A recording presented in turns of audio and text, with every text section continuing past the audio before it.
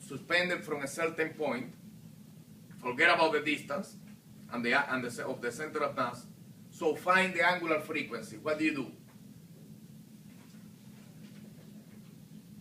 If you want to find the angular frequency, it's a simple pendulum, not a physical. This is a physical pendulum, but I am changing.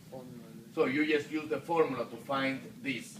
Since I give the length, you can find omega. Does the mass change if I change here the mass of this? It will change the period? No. So the simple pendulum doesn't depend on the mass, only on the length and the gravity.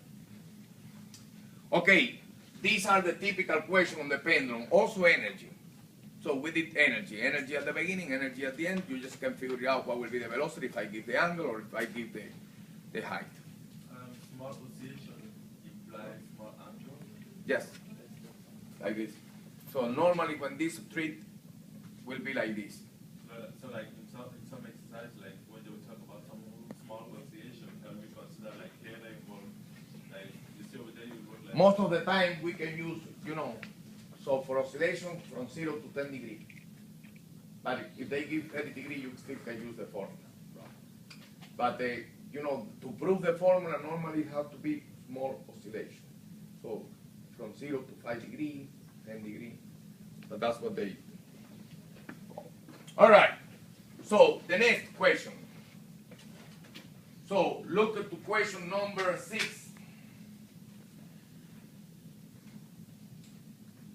A graph of position versus time for an object oscillating at the free end of a horizontal spring is shown below. A point or points at which the object has positive velocity and zero acceleration are, so it's given the position versus time. At what point start the position here being recorded? At what point? That's x versus t. Is the same function that we have here? When did I say that we start recording this x to be cosine? From the maximum amplitude. At which point this was we start recording? From the point of equilibrium. So can you see what type of function will be that? Sine.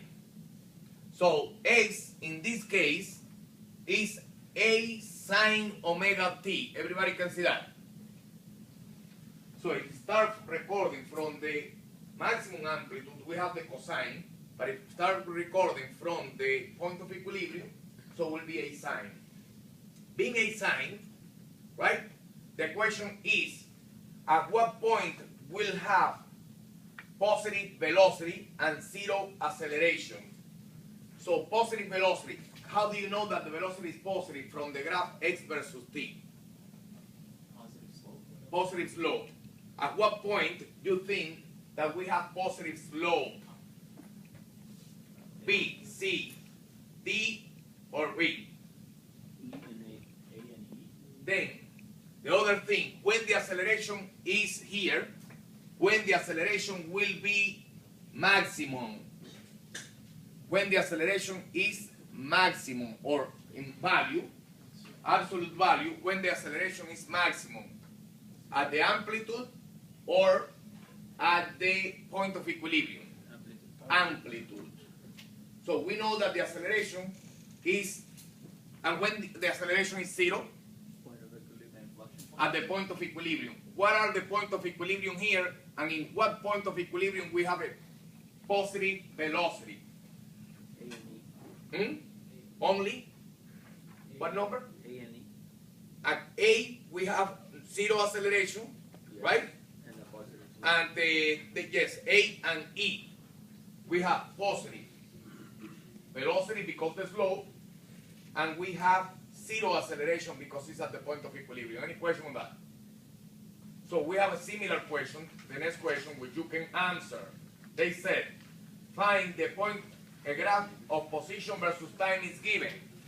Find the point where the object has zero velocity and negative acceleration. Similar question. All right, good. The next question, or the next topic, to finish with simple harmonic motion. will be the physical pendulum. Physical pendulum, like this pendulum, physical pendulum, and that's the last. Physical pendulum. The physical pendulum will be like this. Any object, continuous distribution, that is rotating. This is the axis of rotation, and this is the center of mass. So example of an object that is rotating like this can be like this, like the grandfather clock, right? So it's not a simple pendulum, it's a continuous distribution rotating. So if I put this into an oscillation, so if I extend this from here, from the equilibrium point to here, there will be a restoring torque, bringing this object back to the equilibrium point. Instead of restoring force, restoring torque, bringing this to the point of equilibrium. So, what can I say? If this is the distance from here to the center of mass, and I label that distance D,